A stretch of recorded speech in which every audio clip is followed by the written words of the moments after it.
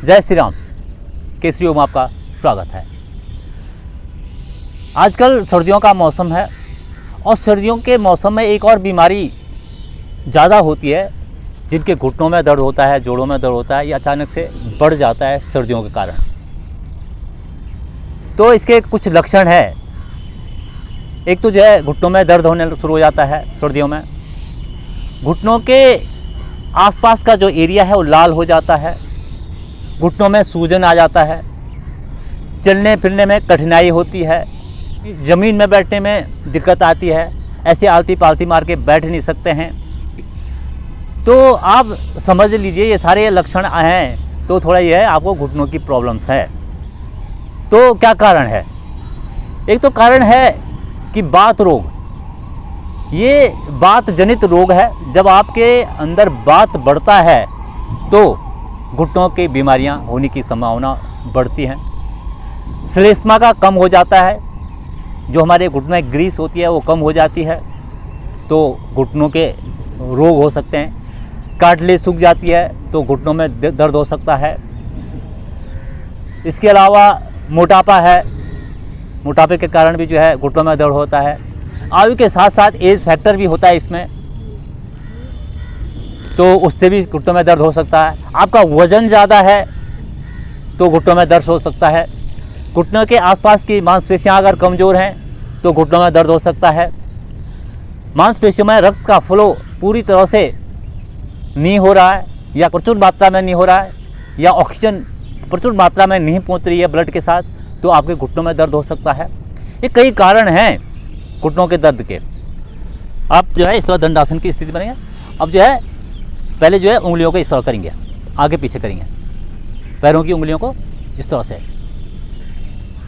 खोलें, बंद करें, फूलें। हाथों की भी कर सकते हैं इस तरह से एक साथ।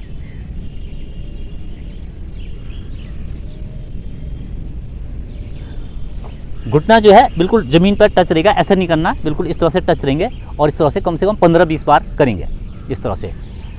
अब इसके बाद क्या करेंगे? पैर आगे, घुटने फिर ऐसे नहीं रहेंगे, बिल्कुल नीचे देखिए, बिल्कुल उंगलियां नहीं घुस रही हैं, बिल्कुल इस तरह से आगे करना है, पीछे करना है, इस तरह से आगे पीछे, इस तरह से रुकना है यहाँ पे। और विशेषकर जब पीछे करते हैं तो आपको यहाँ पर पूरा खिंचाव महसूस होगा। उस खिंचाव को महसूस करना है और करना है ये। फिर आगे पीछे,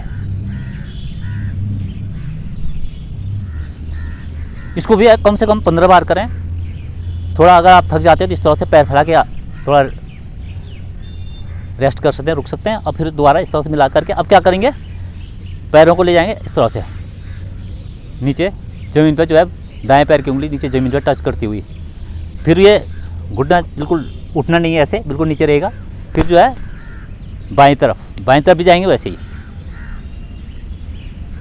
इस तरह से करें, करते जाएं इस तरह से।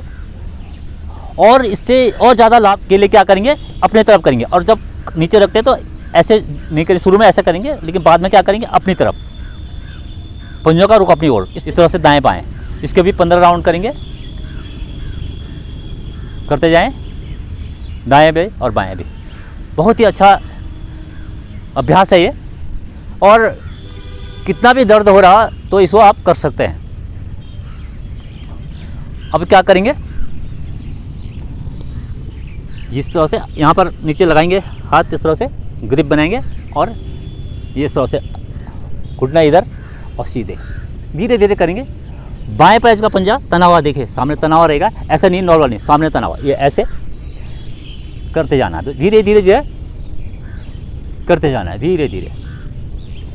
फिर वापस इस तरह से बाएं पैर पे भी यहाँ पर ले जाएंगे, करते जाएं। दाएं पैर का पंजा तना हुआ सामने ले जाना है। इसमें क्या हो रहा है? बैठे बैठे इसलिए कर रहा हूँ कि इसमें क्या होगा, आपका शरीर का वज़न पैरों में नहीं है, घुटनों पे कोई वज़न नहीं है। आराम से आप घुटनों को आराम भी मिल रहा है, और वो उसकी एक्सरसाइज भी हो रही है, और उसकी फ्लेक्सिबिलिटी भी बढ़ रही है। अगर आप खड़े होकर करते हैं तो पूरा शरीर का भार होता है, तो इसलिए थोड़ा बहुत दिक्कत रहती है। इसलिए मैं बैठे बैठे ही कुछ अभ्यास आपको बता रहा हूँ, खड़े वाले नहीं बता रहा हूँ। जिसको ज़्यादा दर्द है, कोई दिक्कत है, वो कर सकते हैं, और जिसके दर्द नहीं भी वो भी करेंगे, तो उनको कभी भी घुटनों में परेशानी होने वाली है नहीं, अगर ये अभ्यास करते हैं। इसके बाद करेंगे आप साइकिलिंग, वैसे घुटने पर ग्रिप, नीचे इस तरह से उंगलियां फंसा दे और इस तरह से ऊपर ले गए, ऐसे ये करते जाना। कमर पीछे सीधी है, बाएं पैर का पंजा तना हुआ है। बहुत ही सुंदर अभ्यास ये हो गए। इसी तरह से बाएं पैर से भी, दाएं पैर का ये पंजा तना हुआ, घुटना बिल्कुल ज़मीन पर है और यहाँ पर फिर जंघा पर ग्रिप और करिए इस तरह से।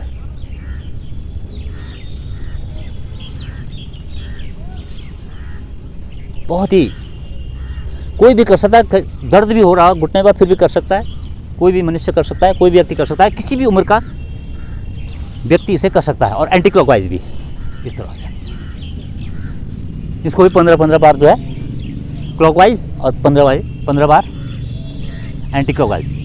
बहुत ही अच्छा ये अभ्यास है। अब क्या करेंगे, पीछे होके आपको जो है धीरे जो है पैर को आगे तान करके, इसमें थोड़ा जिनका दर्द होता है उसको थोड़ा दिक्कत हो सकती है, थोड़ा से जो है बाएं पैर को इतना उठाना है इस तरह से, और घुटने के आसपास में आपको बहुत ज़्यादा प्रभाव महसूस पड़ेगा, बहुत ही ज़बरदस्त। दोनों पंजे तने हुए, घुटनों के लिए ज़बरदस्त आसन है ये। घुटने की मांसपेशियाँ खिंचती हुई और रक्त का फ्लो पूरी तरह से वहाँ पर हो रहा है। और जब रक्त का फ्लो अच्छी तरह से आपके घुटनों के आसपास के इलाके में होंगे तो वहाँ की मांसपेशियाँ मजबूत होंगी और आपके घुटने के दर्द में आपको आराम मिलेगा। इस तरह से बाएं पैर को थोड़ा उठाएं और ताने,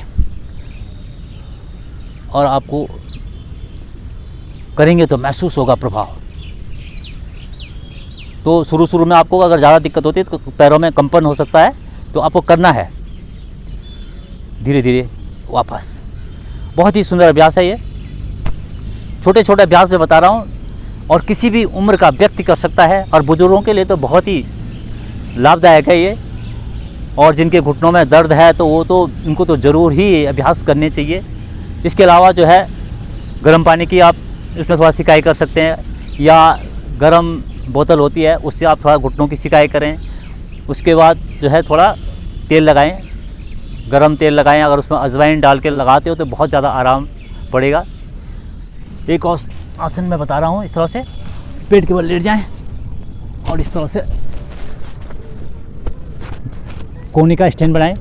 थोड़ी जो है दोनों हथेलियों के मध्य में पीछे जो है एड़ी पंजे मिलाएं, पंजे सामने के तने हुए, और जो है बाएं पैर घुटने से मोड़ें ऊपर इस तरह से, बाएं दाएं मोड़ते रहें इस तरह से।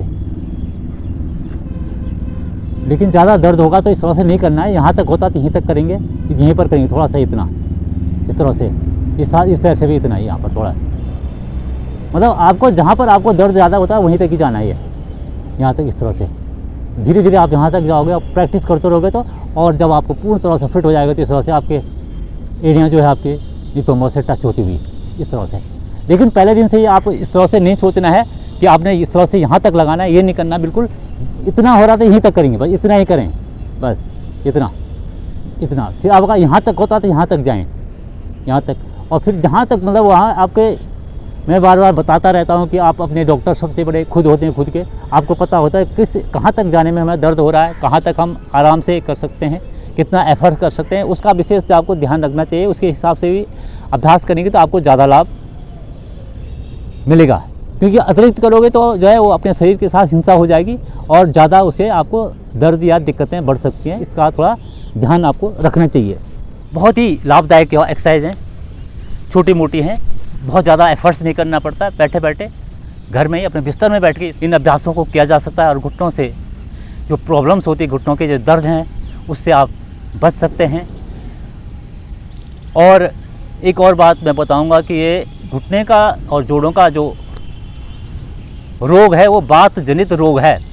जब भी आपको बात बढ़ेगा तो जोड़ों के दर्द होंगे, तो आपको बात वाली चीज़ें नहीं खाने से, रात को चावल कम खाएं, राजमा, छोले, इस तरह से हैवी चीज़ें, उड़द, तो इससे जो है बात बढ़ता है। बात बढ़ेगा तो आपको जो है ये जो है जोड़ों पर दर्द ज़्यादा होगा।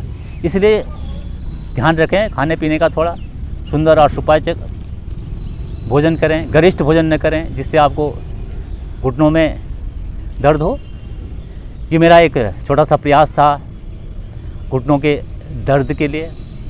छोटी मोटी एक्सरसाइज में बताना, बहुत बड़े योगा योगासन नहीं बताए मैंने इसके लिए, इसलिए कि दर्द है तो आप छोटे मोटे अभ्यास से ही इसको दूर कर सकते हैं। और जब आपके घुटनों का दर्द सब ठीक हो जाएगा तो आप जो है बड़े जो और अभ्यास हैं योग के और जो आसन हैं वो कर सकते हैं। तो ये वीडियो आपको कैसी लगी? अच्छी लगी हो तो लाइक करें, शेयर करें और सब्सक्राइब करें। जो लोग चैनल में नए हैं तो चैनल को सब्सक्राइब करें, जिससे आप समय से योग की वीडियो आप देख सकें और उसका लाभ उठा सकें। इसी के साथ ही मैं केसरी प्रसाद भट्ट इजाज़त देता हूँ। जय श्री राम। योग करें, स्वस्थ रहें।